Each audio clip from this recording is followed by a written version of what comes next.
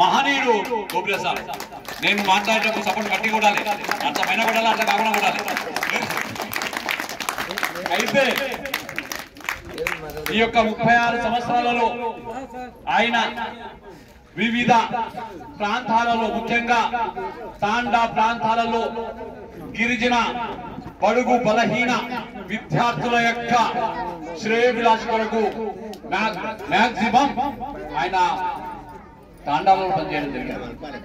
అయితే రవాణా సదుపాయాలు ఉన్నా సరే ఆయన మారుమూల ప్రాంతాలలో పనిచేసి ఎందరో విద్యార్థులకు విద్యాబుద్ధులు నేర్పించి వాళ్ళకు ఉన్నత స్థాయికి తీసుకెళ్ళింది. అలాంటి మహనీయుల యొక్క రిటైర్మెంట్ ఈ రోజు నేను రావడం శుభ సందర్భంగా శుభసూచకంగా భావిస్తున్నాను. అయితే ఆయన యొక్క ఉద్యోగ నిర్వహణలో ఆయన వ్రాత అనేది చాలా చక్కగా ఉంటది, రాసే విధానం కూడా చాలా చక్కగా ఉంటది. అదే విధానం విద్యార్థులకు నేర్పించడం జరిగింది.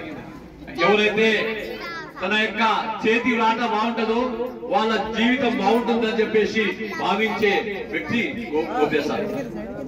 అలా అనేక మంది విద్యార్థులకు ఉన్నత శిఖరాలు తీసుకెళ్లేసి, అదేవిధంగా తర్వాత వ్యక్తిగతంగా ఆయన చాలా మంచి వ్యక్తిత్వం, చూస్తేనే చిరునవ్వుతో పలకరించే వ్యక్తిత్వం ఆయనది. ఎక్కడ వయసులో పెద్ద అయినా సరే అందరినీ, చిన్న పెద్ద అనుకున్న అందరినీ కలుపుకునే వ్యక్తి గోపిరెడ్డి సార్. నేను జూనియర్ హిందీ పండితులు ఉన్నప్పుడు ఆయనను సిహింప అని పిలిచేవాడిని. సిహింప అంటే సీనియర్ హిందీ పండితు అని చెప్పి, ఆయన నన్ను ప్రేమతో జూహింప అనేవాడు, జూనియర్ హిందీ పండితులు. ఈ విధంగా ఎక్కడ అంటే మన బడిలో ఎంత ఒత్తిడిలున్నా సాయంత్రం కలిసినప్పుడు, టీ తాగినప్పుడు ఇలాంటి కార్యక్రమమైన మాటలు చాలా చక్కగా హాస్యాస్పందమైన ఆయన చూస్తే సార్ మనకు ఒక ఎనర్జీ అనేది వచ్చేది. అలాంటి వ్యక్తిత్వం ఈ యొక్క గోపిరెడ్డి సార్ది.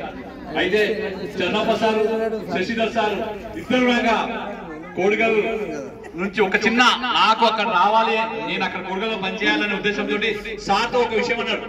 సార్ మీరు ఒకవేళ వీలైతే మంచి ప్లేస్ దొరికితే దగ్గర వెళ్తారా అంటే, వీలైతే వెళ్తాను అని చెప్పిండు. వాళ్ళ మాట నా కొరకు కోడిగల్ స్కూల్ ని త్యాగం చేసిన మహనీయుడు గోపిరెడ్డి సార్. అయితే ఆయన కొరకు నా కొరకు ఆయన పదవిని అక్కడ నుంచి ఇక్కడ ట్రాన్స్ఫర్ అయితే నేను కూడా ఆయనకు న్యాయం చేయాలని చెప్పేసి 14 లక్షల ఆఫర్ తీసుకొచ్చిన సార్ కొరకు, ఫిబ్రవరి కొరకు.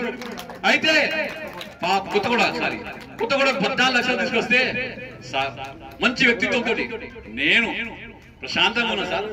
నాకు వద్దు సార్ ఆ 14 లక్షలు, నా పిల్లలు తర్వాత మా ఒక్క కూతురు అందరూ సెటిల్ అయ్యారు, నాకు వద్దు సార్ ఆ 14 లక్షలు. నేను ఏ విధంగా అయితే డ్యూటీపల్లికి వచ్చానో ఇక్కడ నేను రిటైర్మెంట్ అవుతాను అని చెప్పేసి చెప్పిన 14 లక్షలని తిరస్కరించిన వ్యక్తి ఎవరంటే గట్టిగా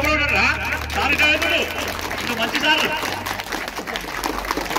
అలాంటి వ్యక్తిత్వం ఉన్న వ్యక్తులు నిజంగానే మా అందరి కూడా ఆదర్శప్రాయం, మన అందరి కూడా చాలా సంతోషం. మీ యొక్క అడుగు జాడల్లో మేము నడుస్తామని చెప్పేసి ఇక మీ శేష జీవితం సుఖ సంతోషాలతో ఆయుర ఆరోగ్యాలతో ఉండాలని చెప్పేసి కోరుకుంటూ ఈ అవకాశం ఇచ్చిన వారికి కృతజ్ఞతలు తెలుపుతున్నాం. థ్యాంక్స్.